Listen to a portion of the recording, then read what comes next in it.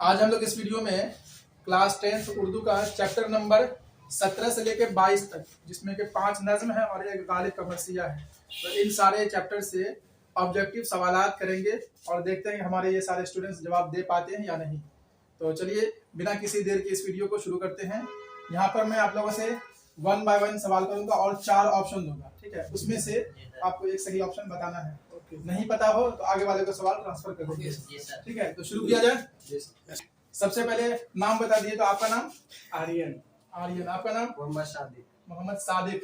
आपका नाम? साद बाबू। साद बाबू। आपका नाम? साहिल। साहिल। ये हमारे 4 स्टूडेंट्स हैं। आर्यन, ये है सादिक, ये है शाद और ये है साहिल। तो चलिए अब हम लोग शुरू करते हैं। सबसे पहले इधर से करेंगे, राइट साइड से। तो आर्यन साहब आप बताइए, गालिब के आबाओ अजदाद कहाँ से हिंदुस्तान आए थे? ऑप्शन ए है तोहरान, बी है ईरान, सी है इराक और डी है बगदाद। Option B Iran. बिल्कुल सही जवाब है। गालिब के आबाओ अजदाद ईरान से हिंदुस्तान तशरीफ लाए थे, यानी वहां से आए थे। सवाल नंबर 2 आपसे पूछेंगे, असदुल्ला खान का इंतकाल किस सिन में हुआ? किस साल उनका इंतकाल हुआ? 1869। 1869। बिल्कुल सही जवाब है। आप बताइएगा, मियाऊ मियाऊ ये क्या है? कवायद का सवाल है ये। तो कवायद में मियाऊ मियाऊ क्या है? इसमें सौर। बिल्कुल सही जवाब है। मियाऊ मियाऊ क्या है? इसमें सौर। आवाजों के नाम को हम लोग बोलते हैं इसमें सौर, चाहे वो आवाज किसी जानवर की हो, किसी इंसान की हो या किसी चीज के गिरने पड़ने की हो। चलिए आगे देखेंगे। सवाल नंबर 4 आप बताइएगा, इस्म के बदले इस्तेमाल होने वाले लफ्ज को क्या कहेंगे? इसमें जमीर। इसमें जमीर। बिल्कुल सही जवाब है। इसम की जगह पर जो लफ्ज इस्तेमाल हो उसको बोलते हैं इसमें जमीर। चलिए आर्यन साहब अब आप बताइए फिर से, चकबस्त का इंतकाल कब हुआ? ऑप्शन चाहिए, कोई बात नहीं। चकबस्त का इंतकाल, ऑप्शन ए है लखनऊ, बी है फैजाबाद, सी है रायबरेली और D Aligarh. C. Option C. C में क्या है? रायबरेली। रायबरेली यूपी का एक शहर है जहां पर चकबस्त का इंतकाल हुआ था। अच्छा, वो कॉन्टेक्स्ट बता सकते हैं कि किस तरह इंतकाल हुआ था? Yes sir. अगर याद हो तो। फालिज के हमले से। सिर्फ फालिज पढ़ने की वजह से। हाँ, वो किसी मुकदमा के सिलसिले में रायबरेली गए थे और वापसी में स्टेशन पर ही फालिज का अटैक हुआ और वहीं पर उनका इंतकाल हो गया था। चलिए अब किसका नंबर है? सादिक का। सादिक जी आप बताइएगा, जदीद नज्म का पेशरू किसे माना जाता है? ऑप्शन चाहिए क्या? हाली और आजाद। हाली और आजाद। बिल्कुल सही जवाब है। देखिए बिना ऑप्शन दिए जवाब दे रहे हैं। हाली और आजाद ये उर्दू नज्म के उर्दू जदीद नज्म का पेशरू इन्हें माना जाता है। हाली और आजाद। हाली से मुराद अल्ताफ हुसैन हाली और आजाद मोहम्मद हुसैन आजाद। आप बताइएगा, जगन्नाथ आजाद की कौन सी नज्म आपके निसाब में शामिल है? India Gate. बिल्कुल सही जवाब है। जगन्नाथ आजाद की नज्म इंडिया गेट हमारे नज्म में, हमारे निसाब में शामिल है। आप बताइएगा, कवायद के दृष्टिकोण से, कवायद के लिहाज से दो पहर क्या है? इसमें ज़र्फ। इसमें ज़र्फ में भी 2 टाइप है, तो क्या बता सकते हैं वो दोनों में से क्या है? दो पहर। इसमें जमान। इसमें जमाना। जमाना। ठीक है, इसमें जमाना या इसमें जमान, यानी ज़र्फ़े ज़मान। इसमें नहीं, क्या बोलेंगे? ज़र्फ़े ज़मान। वक्त का नाम पता चले तो ज़र्फ़े ज़मान और जगह का नाम पता चले तो ज़र्फ़े मकान। जैसे ईदगाह ज़र्फ़े मकान और दोपहर ज़र्फ़े ज़मान। ठीक है, फिर सब रिपीट करेंगे। आप बताइए, जगन्नाथ आजाद के वालिद का नाम क्या है? ऑप्शन चाहिए। Option A Brij Narayan Chakbast, option B Ratan Nath Sarshar, option C Tilok Chand Mahroom और डी में है गोपी चंद नारंग। Option C Tilok Chand Mahroom. ठीक है, बिल्कुल सही जवाब। जगन्नाथ आजाद के वालिद का नाम है तिलोक चंद महरूम। आगे है सवाल नंबर 10 आप बताइएगा, बिहार में दूसरी सरकारी जबान कौन सी है? उर्दू। बिल्कुल सही जवाब है। बिहार की दूसरी सरकारी जबान उर्दू है। अच्छा, यहाँ पर आप लोग भी कुछ बताइए। आप लोग कमेंट में बताएं कि भारत में वो कौन सा सूबा है जहाँ की सबसे पहली सरकारी जबान उर्दू है? जम्मू कश्मीर। अब आप बताइएगा, सवाल नंबर 11, जगन्नाथ आजाद की पैदाइश कब हुई थी? जगन्नाथ आजाद की पैदाइश सर ऑप्शन दीजिए। ऑप्शन चाहिए। 1917, 1918, 1919 या 1920? 1918। बिल्कुल सही जवाब है। जगन्नाथ आजाद की पैदाइश 1918 में हुई थी। अब आप बताइएगा, सवाल नंबर 12 है, इंडिया गेट कहाँ वाक़ है? दिल्ली। बिल्कुल सही जवाब। ये आसान सवाल था कि दिल्ली में है इंडिया गेट। अच्छा, आप बता सकते हैं कि इंडिया गेट की तामीर यानी उसका निर्माण किसने किया था? अंग्रेजों ने। बिल्कुल सही जवाब है, अंग्रेजों ने इंडिया गेट का तामीर किया है। सवाल नंबर 13 है, इंडिया गेट की तामीर किस हुक्मरान ने की है? ये तो हो गया, अंग्रेजों ने की है। सवाल नंबर 14 में है, दश्त का माना बताइए। जंगल। बिल्कुल सही जवाब है, दश्त का माना क्या है? जंगल। जंगल। दश्त से एक शेर भी अल्लामा इकबाल का, क्या आप लोगों को याद है? नहीं सर, आप सुनाए थे, भूल गए सर। अच्छा कोई बात नहीं। दश्त तो दश्त, दरिया भी ना छोड़े हमने, बहरे जुल्मात में दौड़ा दिए घोड़े हमने, ये इकबाल का शेर है। अगला है सवाल नंबर 15, परवेज शाहिदी का असल नाम क्या था? परवेज शाहिदी का असल नाम पंडित बद्र नारायण। परवेज शाहिदी, अगर ऑप्शन चाहिए तो दे सकते हैं। जी सर। चलिए ऑप्शन सुन लीजिए पहले आप। परवेज शाहिदी का असल नाम, option A Syed Ikram Hussain, B Syed Abrar Hussain, सी सैयद परवेज हुसैन और डी है सैयद शाहिद हुसैन। सैयद इकराम हुसैन। बिल्कुल सही है, ऑप्शन ए में सैयद इकराम हुसैन परवेज शाहिदी का असल नाम है। उसके बाद सवाल नंबर 16 है, परवेज शाहिदी का इंतकाल कब हुआ था? ऑप्शन चाहिए। 1966, 1967, 1968, 1970। 1968। बिल्कुल सही जवाब है, परवेज शाहिदी का इंतकाल 1968 में हुआ। आप बताइए सवाल नंबर 17, हमारे निसाब में परवेज शाहिदी का कौन सा नज्म शामिल है? Option sir. ऑप्शन चाहिए, इसमें भी ऑप्शन चाहिए। हाँ सर, ऑप्शन। चलिए, परवेज शाहिदी का कौन सा नज्म हमारे निसाब में शामिल है? ऑप्शन ए में इंडिया गेट, बी हम नौजवान हैं, सी बिजली का खंबा, डी मनाज़िरे कुदरत। ऑप्शन बी हम नौजवान हैं। परवेज शाहिदी का शामिल निसाब नज्म का उन्वान हम नौजवान हैं, क्या आप लोग सहमत हैं? जी सर, सहमत है। चलिए बिल्कुल सही, और ये सही जवाब भी है। हम नौजवान हैं किसका नज्म है? ये परवेज शाहिदी का। उसके बाद अगला है, परवेज शाहिदी की पैदाइश कब हुई थी? Option sir. ऑप्शन चाहिए। 1909, 1910, 1911 या 1912? 1910। 1910 सही जवाब है, परवेज शाहिदी की पैदाइश 1910 में हुई है। आगे है सवाल नंबर 19, परवेज शाहिदी के वालिद का नाम क्या है? ऑप्शन सुन लीजिए। ऑप्शन ए है सैयद मोहम्मद हुसैन, बी सैयद तबारक हुसैन, सी सैयद अहमद हुसैन और डी सैयद हुसैन अहमद। सैयद अहमद हुसैन। परवेज शाहिदी के वालिद का नाम सैयद अहमद हुसैन। हुसैन, बिल्कुल सही जवाब है, सैयद अहमद हुसैन उनके वालिद का नाम है। अगला सवाल आपसे रहेगा, तस्लीसे हयात परवेज शाहिदी की कैसी तसनीफ है? शायरी। क्या है? शायरी। ठीक है, शेरी मजमुआ, उनकी शायरी की किताब का नाम क्या है? शेरी मजमुआ। हाँ, परवेज किसका था? परवेज शाहिदी के शेरी मजमुआ यानी उनकी शायरी की किताब का नाम क्या है? तस्लीसे हयात। ठीक है। अगला सवाल आपसे रहेगा, सवाल नंबर 21, नगमा खां का माना क्या होगा? Option sir. Nagma Khan, option A गाना गाने वाला, ऑप्शन बी गाना सुनाने वाला, ऑप्शन सी गाना लिखने वाला या फिर ऑप्शन डी गाना बनाने वाला? ऑप्शन ए गाना गाने वाला। गाना गाने वाला, बिल्कुल सही है, नगमा खां गाना गाने वाला। और अगर नगमा निगार रहे तब? लिखने वाला। चलिए सही जवाब है, अगर नगमा निगार रहे तो गाना लिखने वाला और नगमा खां रहे तो गाना गाने वाला। सवाल नंबर 22, शामिल निसाब नज्म बिजली का खंबा के शायर कौन है? मेहदीफ अली। नहीं, ऑप्शन सुन लीजिए आप पहले। बिजली का खंबा, option A Jagannath Azad, B Parvez Shahidi, C Nida Fazli, D Chakbast. Nida Fazli. हाँ, अब सही बोले आप, निदा फाजली का नज्म है बिजली का खंबा। ठीक है। अच्छा, इनका कोई और नज्म भी है क्या? जी सर। हाँ, एक और नज्म है, उसका नाम? नज्म बहुत आसान है। नज्म बहुत आसान आसान थी पहले। थी पहले, 2 नज्म का शामिल है, बाकी सबका एक एक है। सवाल नंबर 24, निदा फाजली की पैदाइश कहाँ हुई है? निदा फाजली की पैदाइश ऑप्शन चाहिए। Option A Gwalior, B Jaipur, C Delhi, D Lucknow. Gwalior. बिल्कुल सही जवाब है, ग्वालियर में निदा फाजली की पैदाइश हुई है। आगे बताइएगा, सवाल नंबर 25, निदा फाजली ने अपने नज़्मों में समाज के किस तबका के मसाइल को उभारा है? कमजोर और पसमानदा।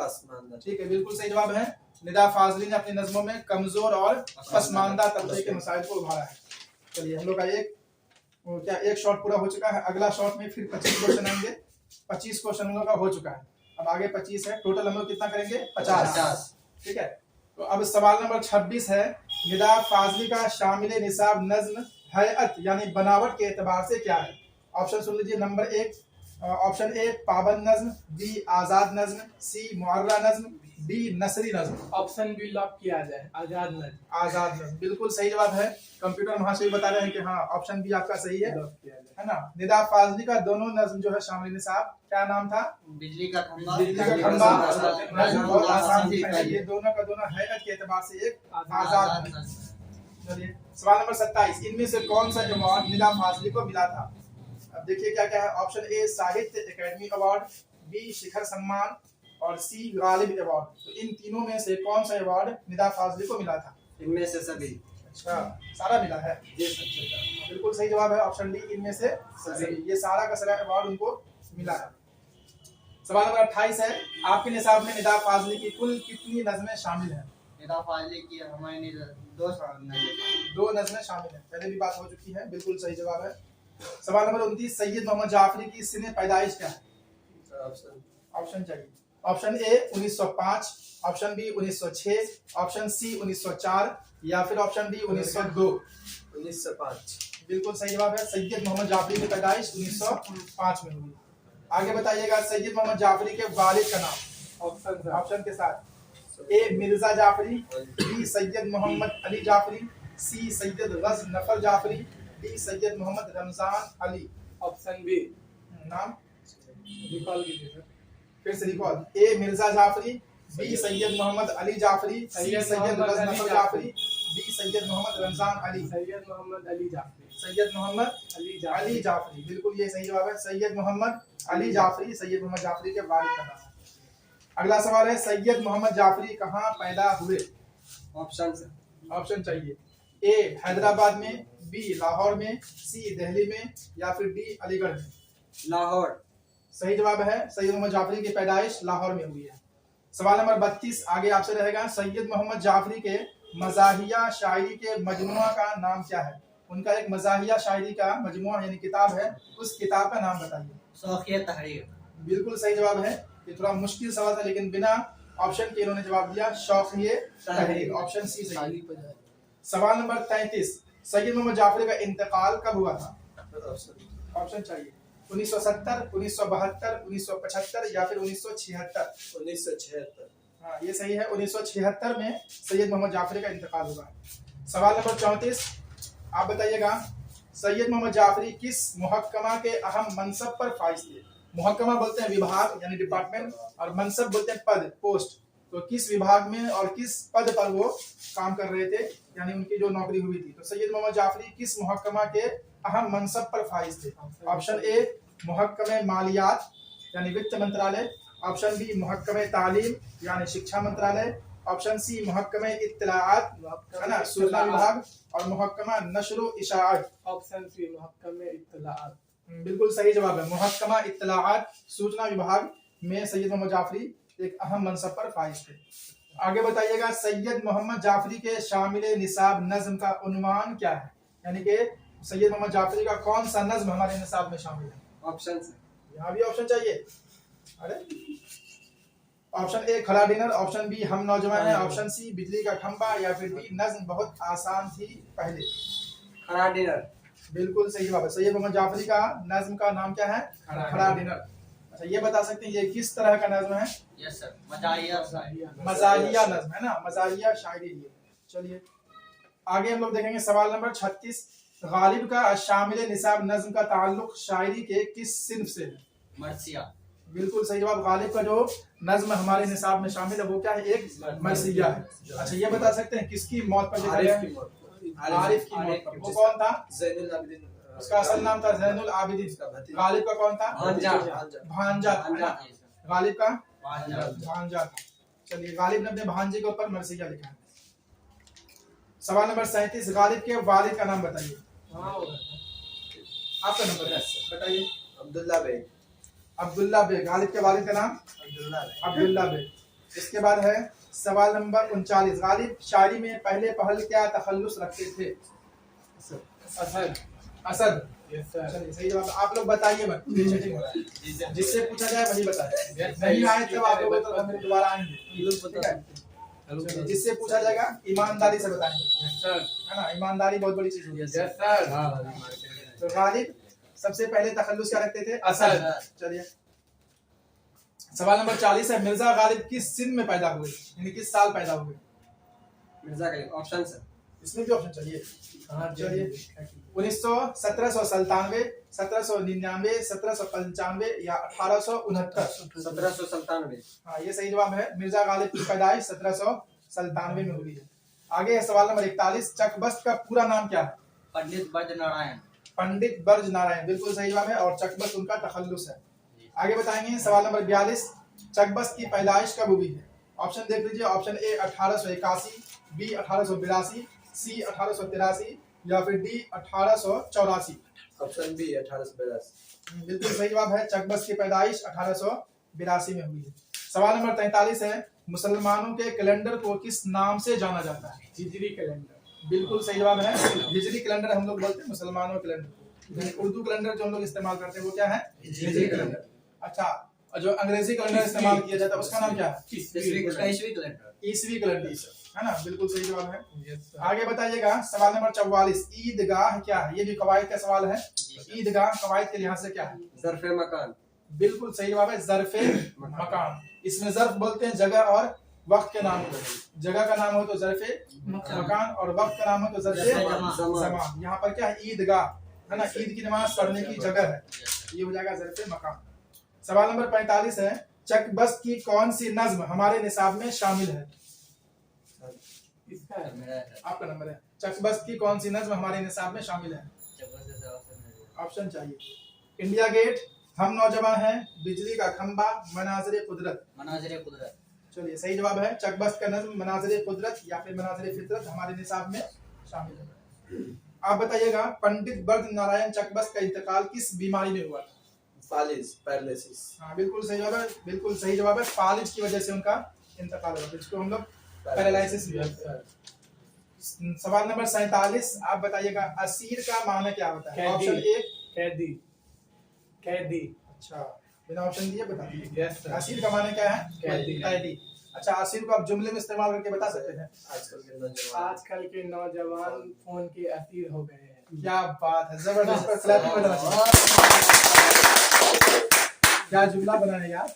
आजकल के नौजवान मोबाइल के असीर हो गए, यानी मोबाइल के कैदी हो गए। बिल्कुल, ये आज के माशरे की बिल्कुल सच्ची आईनेदारी है। चलिए, आज के नौजवानों को सीखना चाहिए। उसके बाद सवाल नंबर 48, मेरा कपड़ा नया है, इस जुमले में नया क्या है? सिफत। सिफत, बिल्कुल सही जवाब है। नया क्या है? सिफत, जिसको हिंदी में हम लोग बोलते हैं एडजेक्टिव, हिंदी में विशेषण और इंग्लिश में एडजेक्टिव। चलिए सवाल नंबर 49, गालिब उर्दू कवायद के लिहाज से क्या है? तखल्लुस। सही जवाब है, गालिब क्या है? तखल्लुस। इससे पहले बात हुई थी कि गालिब पहले तखल्लुस क्या रखता है? असद, और बाद में क्या है? तो यही गालिब। गालिब उनका तखल्लुस है जो बाद में रखना शुरू किया हुआ। और आज के सेशन का सबसे आखिरी सवाल है सवाल नंबर 50, उम्मे सलमा आ रही है, इस जुमले में उम्मे सलमा क्या है? कुन्नियत।